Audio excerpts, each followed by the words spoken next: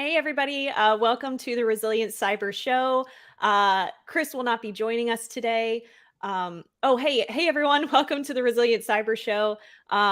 Chris will not be joining us today. It's going to be me and our fantastic guest, Aaron. Aaron, thank you so much for being here today. Do you want to give everybody a quick intro? Tell them a little bit about yourself.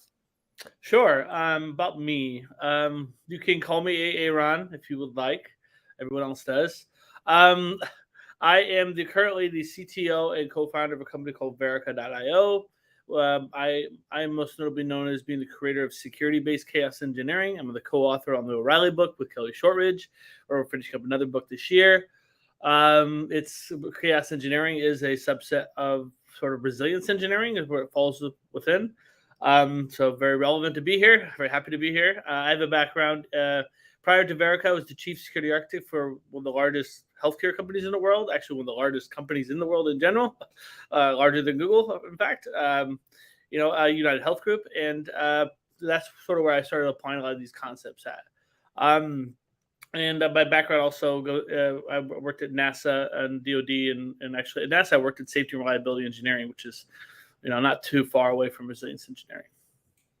Yeah, awesome. Yeah, it's funny how I sort of got the chance to meet you and came across you because I was looking into chaos engineering and then stumbled across security chaos engineering. But can you, before we get into security chaos engineering, for anyone that may not be familiar with chaos engineering sort of principles and in sort of the framework, can you give sort of a nice overview of what chaos engineering means? Yeah. So if I were to give a short explanation of what it is, I would say it's a proactive discipline, right? It's not a very advanced discipline. Actually, people love to believe it's this advanced, super advanced thing that we can't even do the DevOps and barely in the cloud. Actually, it's a very simple instrumentation methodology for post deployment, for post deployed. For live running systems, right? So anyway, it's the practice of proactively introducing turbulent conditions or faults or failures into a system to try to determine the conditions by which the system will fail before it fails.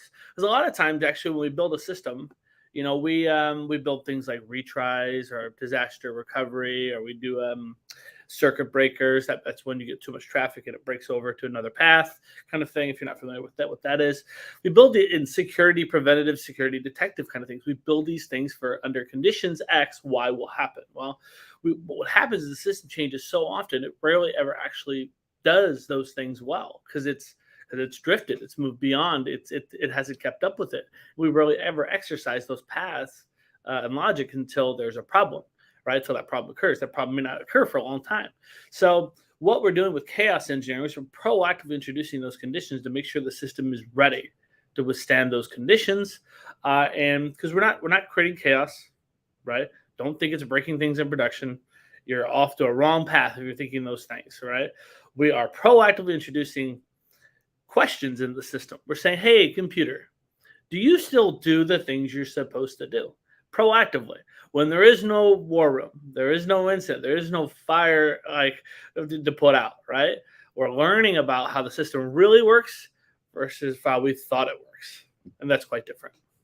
Yeah, I love the it is this sort of funny thing, right, where we talk about chaos engineering, and I think before you start looking into it, it's like, oh, chaos, like I'm just gonna just go in there and mess everything up. But it really is this hypothesis-based approach and building a baseline, all of these like really important principles that you sort of need before building a chaos engineering program. So how do you think with chaos engineering? Because I have seen, I mean, it is used in lots of organizations. Well, maybe lots is maybe generous, but it is being used in plenty of areas. But how can you get system owners or people who are unfamiliar with the topic or maybe interested in integrating it into their own programs and organizations to really build reliable systems? How can we encourage system owners or organizations to maybe build their own chaos engineering program? Well, so let me start at the top. I would say, so when I said lots, when I agree with the lots, it is lots now. And I mean, but it's various degrees of maturity, right? There's still, the tooling is a long way to go. You know, a lot of the tooling still is, you know, what we call contrived versus derived. Chaos experiments should be derived from how the system really fails, not just how you can mess with the system. The tooling, open source tooling, is sort of not derived. It should be derived. You should derive experiments from, because what you're trying to do is understand how your system really fails and making sure that the conditions you put in the system to aid the system back to a state of recovery actually do so, right? And so yeah, so I stopped tracking it a long time ago.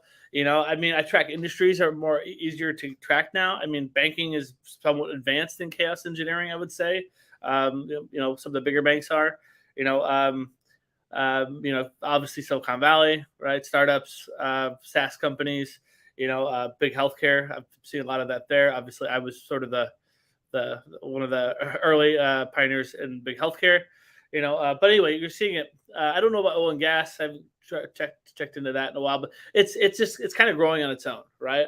So is security chaos engineering, which is somewhat newer than chaos engineering. So if you're getting into this stuff, so the thing in general is that you can't not do it in the future, right?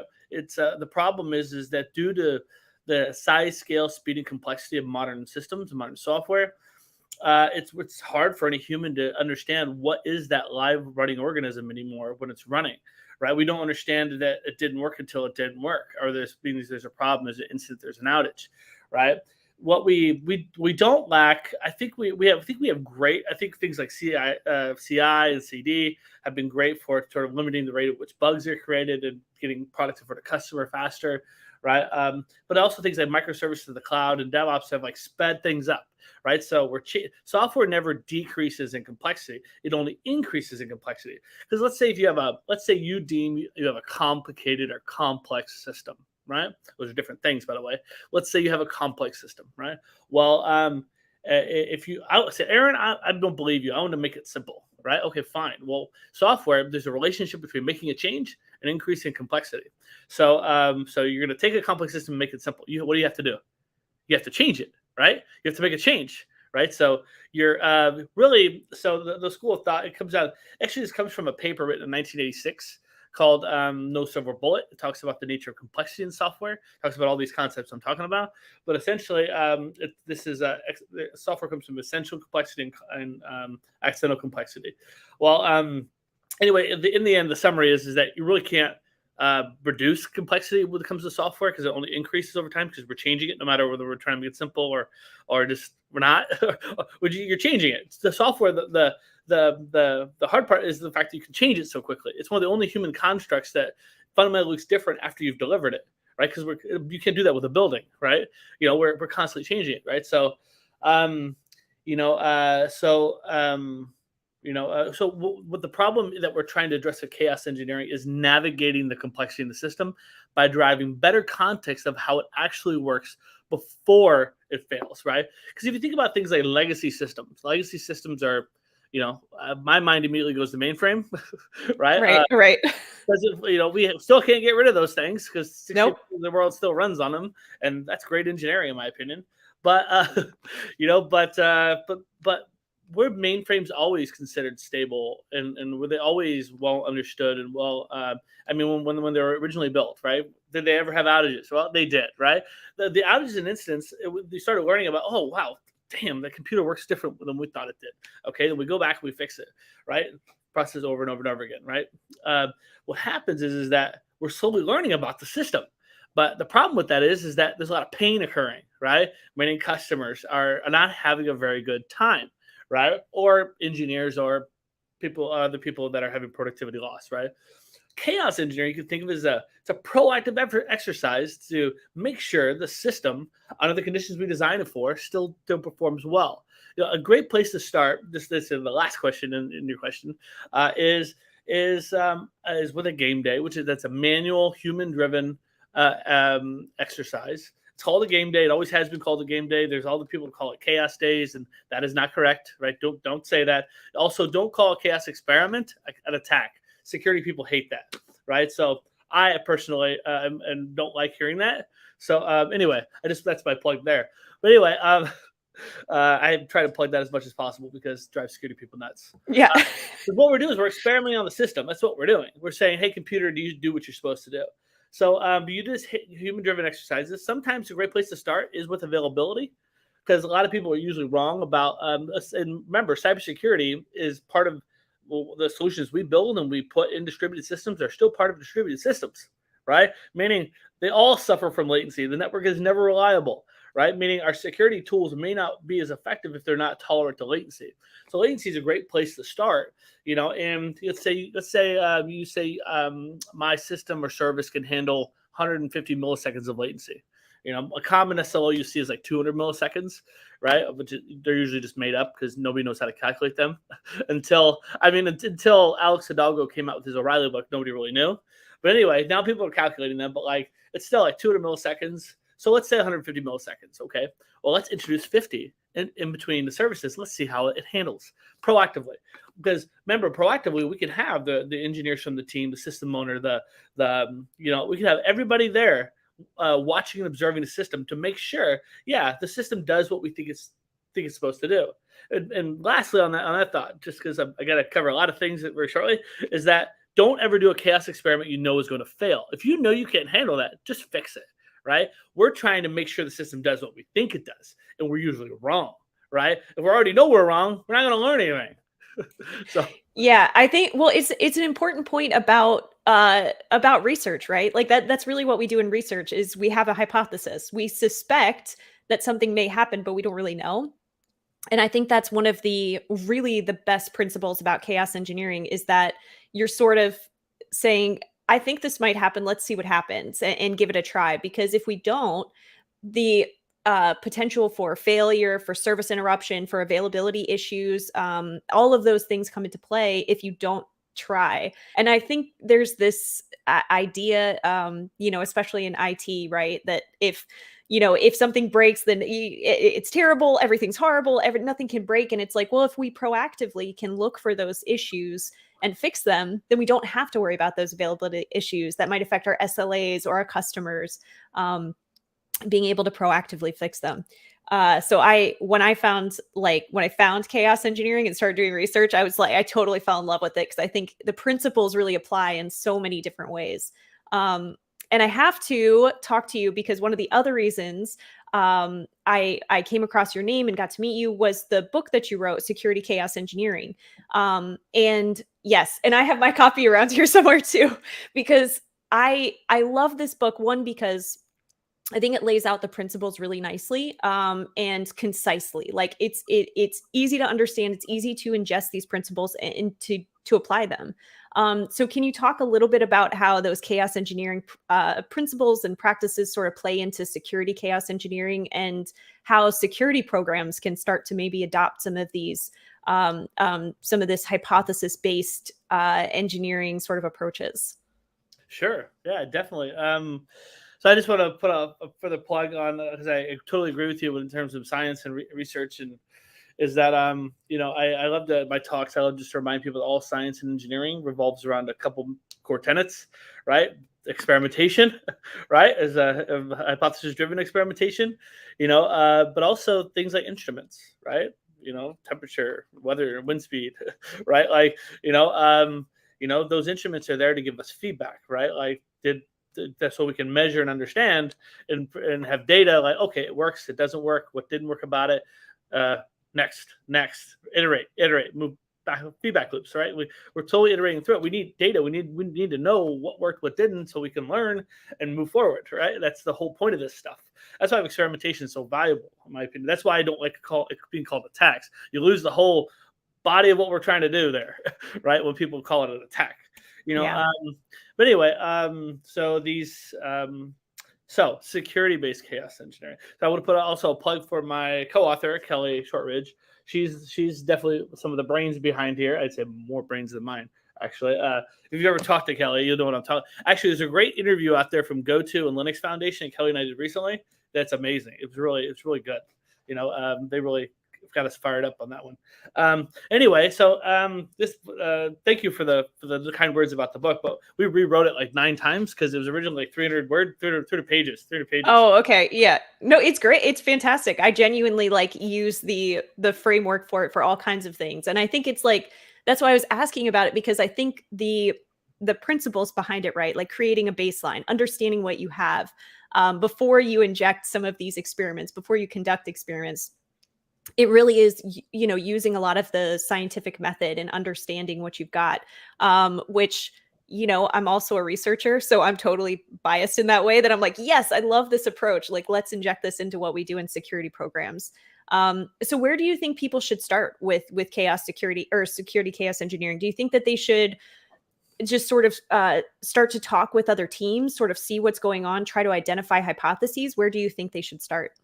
Well, I mean, I was the very beginning of this stuff, right? That doesn't mean I'm the most competent in like how other people are applying it. People come to me all the time. I just found out one of the largest, what do you call those food delivery companies? Like Uber Eats and those kind of companies, like a lot of them are doing security chaos. And I'm like, wow, okay, that's cool.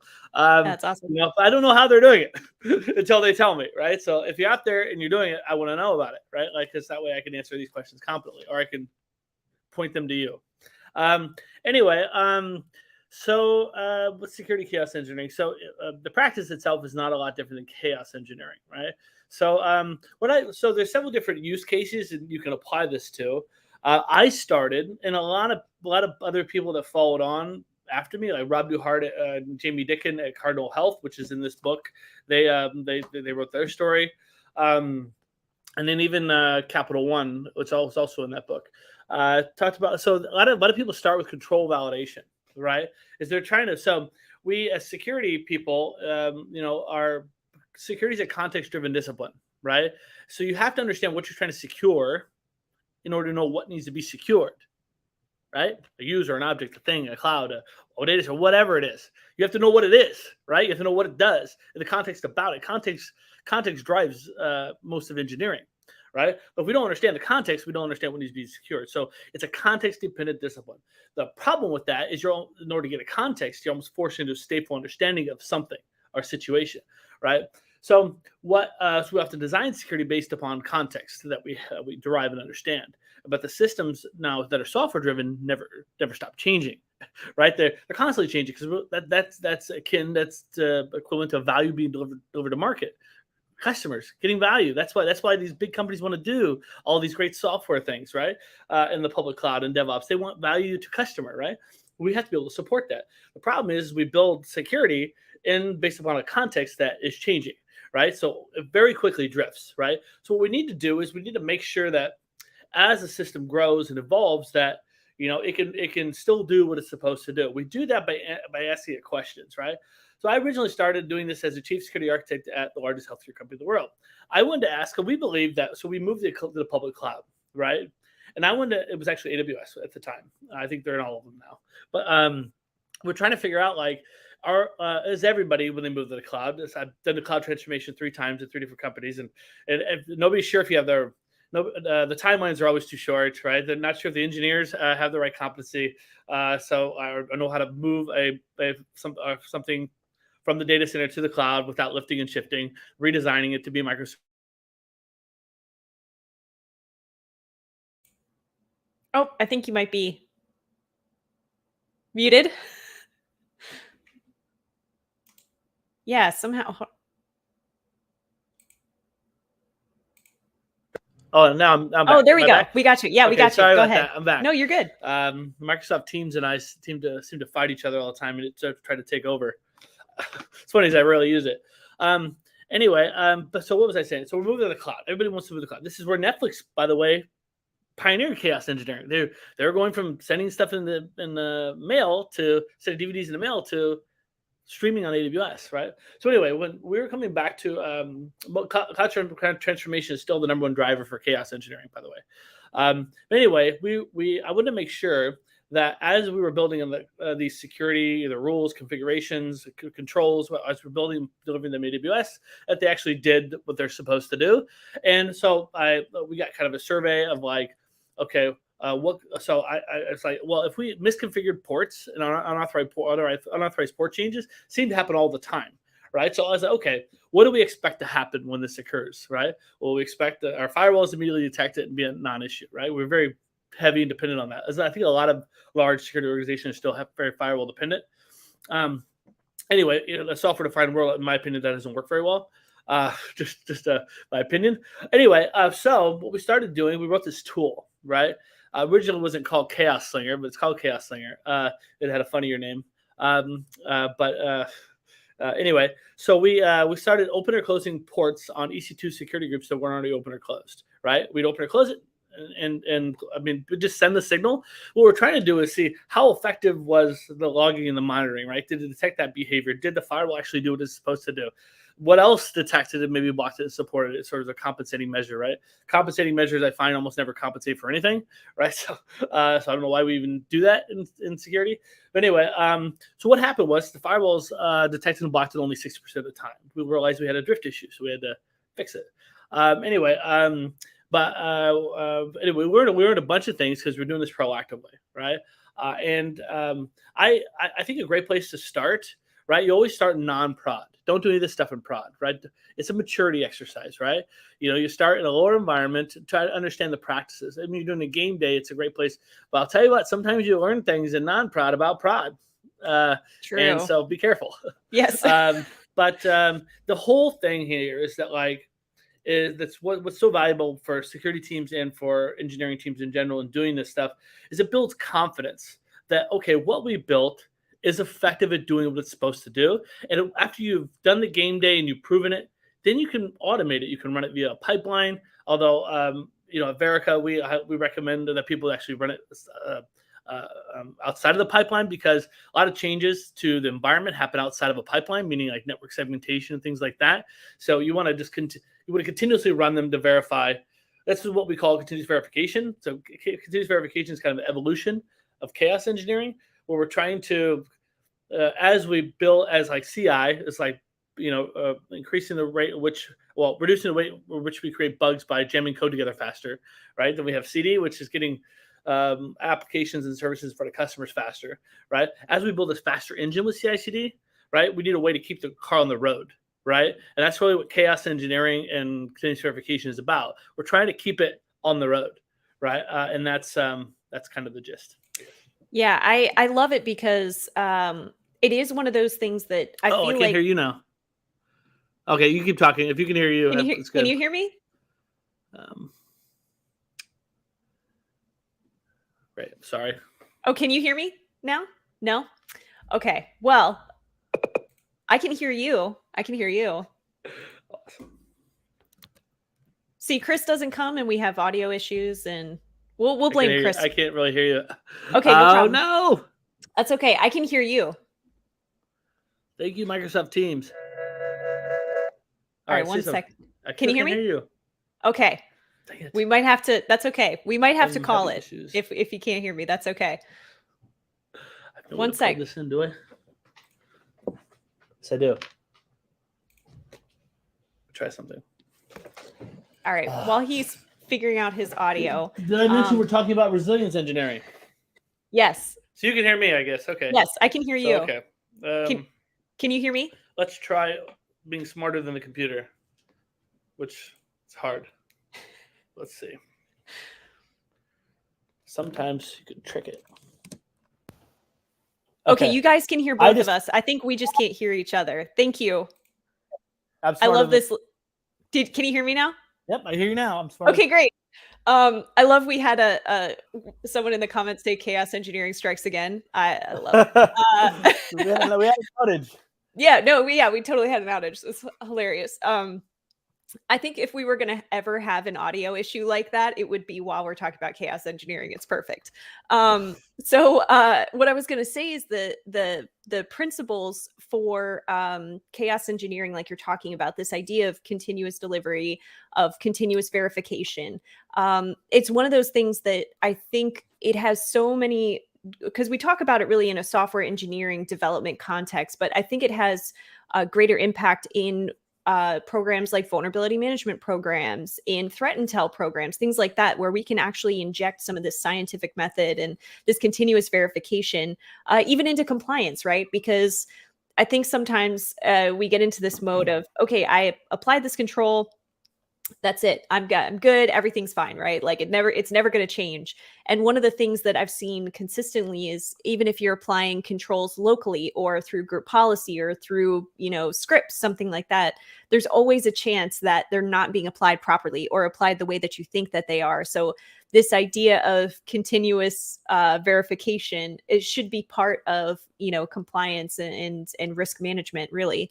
So I wanted to ask you, before I take you to our last question, this was actually a question from Chris, so I feel like I have to ask it for him. How do you deal with pushback from system owners who are concerned with disruption to critical services that may impact revenue or potentially their mission, more so in the public sector? So you mean, describe what you mean, like, so in terms of doing chaos engineering or adding Yeah, that to if the you portfolio? integrate. Yeah, so if you start with a chaos engineering program, how can you sort of talk to the, business owners and your stakeholders and explain to them that, what disruption might look like and how it would potentially impact them, but without, actually impacting like their customers or revenue? Let's say the public sector, and I'm making the case. By the way, there are U.S. government entities doing chaos engineering. You should talk to Omar Marrero over at the Kessel Run project. He's doing some pretty amazing stuff over there. And I think there's some folks in the Navy as well doing it. And anyway, the Treasury Department, I found out, was doing security chaos engineering. I'd heard that. Oh, very cool. Yeah. Anyway, so if I was there and I was looking to start, right, I'd start similar where my co-founder Casey started when he brought, chaos engineering to banking. The banks invited him in and said, "Hey, we have real money on the line," right? I said, "Okay, all right. Well, do you have outages, right? Do you have incidents, right?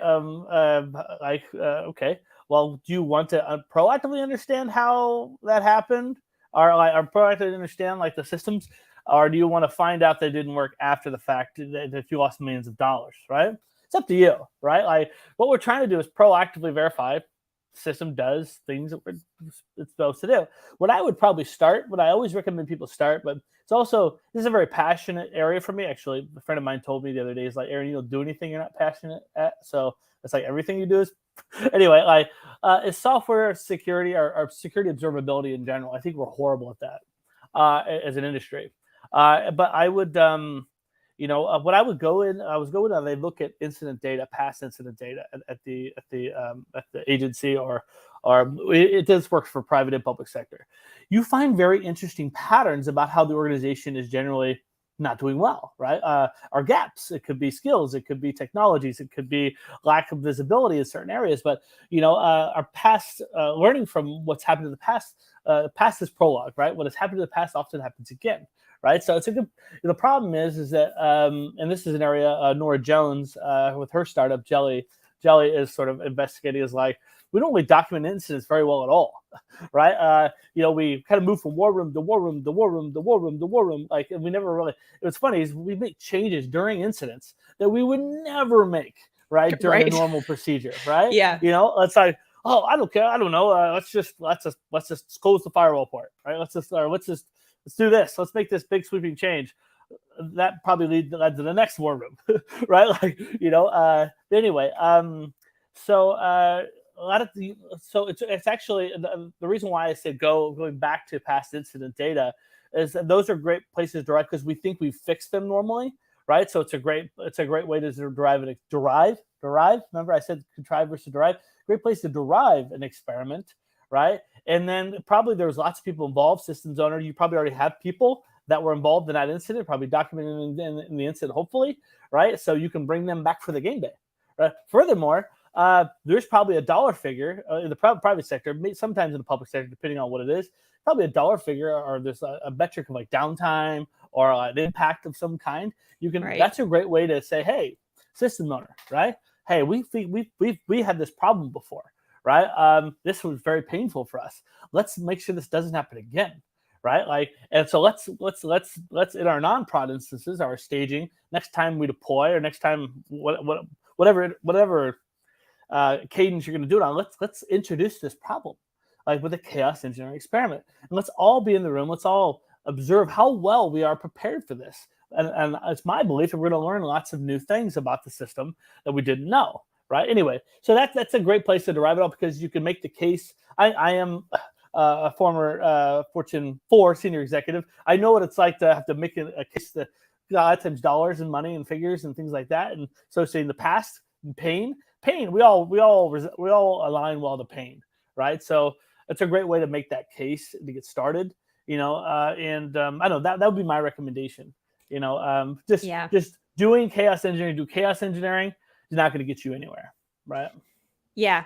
I think it's a great point. And I think there's so much value in, having a lot of these organizations that have, bigger prod environments and think for the most part, they're going to have some dev environment or some smaller environment where they can start with one hypothesis, start with one experiment and see how it goes. Because I think very much you can quickly see the impact, positive impact on how well your systems are performing or not performing, and identifying those issues early. So I think that's it's a great place to start. So before I take us to our last question, I wanted to ask you, what are you working on now? Is there anything you want to talk about? Things you got going on that you wanted to share? Well, I'm going to be at Black Hat next week. Black Hat at DEF CON in B-Sides, Las Vegas. Nice. With Antonio de la Fuente. I just love saying Tony's name. I can say this many times. Tony is the founder and creator of Prowler and Prowler Pro at Verica. So I'm gonna be out there signing books with Fastly at the Fastly booth. Come on by, love to chat. And Tony's gonna be doing a bunch of talks. I'm gonna be doing a few talks. So love to meet anyone who's going out there next week. Oh, very cool. All right, awesome. Well, with that, I'll take us to our last question. So, especially with your background in chaos engineering and security chaos engineering, what does cyber resiliency mean to you? Cyber resiliency. Well, I think I would answer that question like just from a different angle. I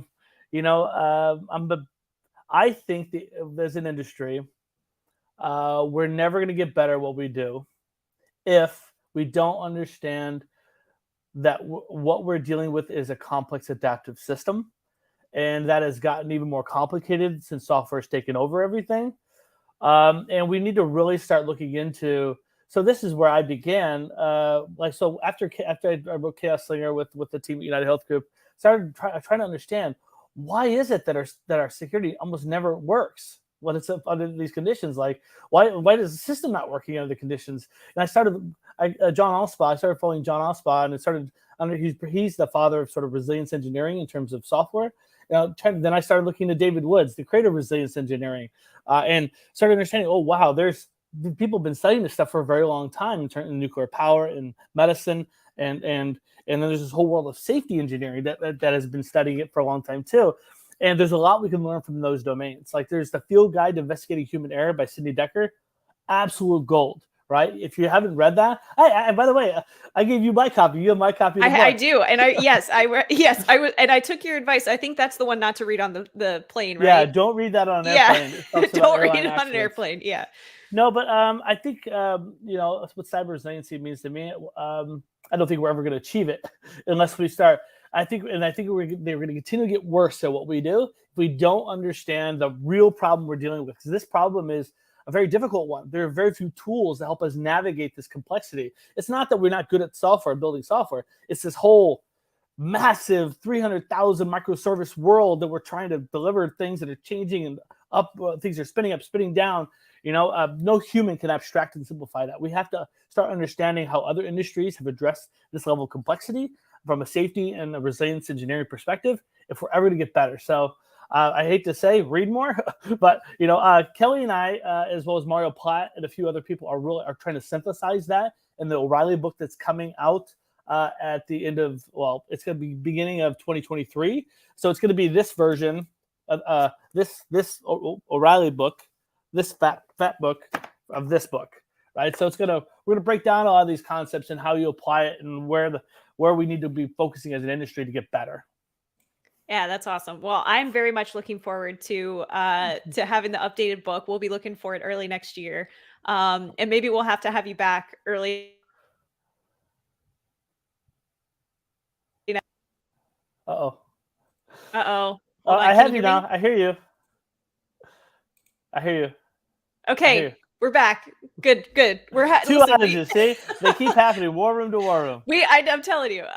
No, so we'll definitely be looking for the book next year, and maybe we can have you back next year and talk about the new book, because that would be awesome.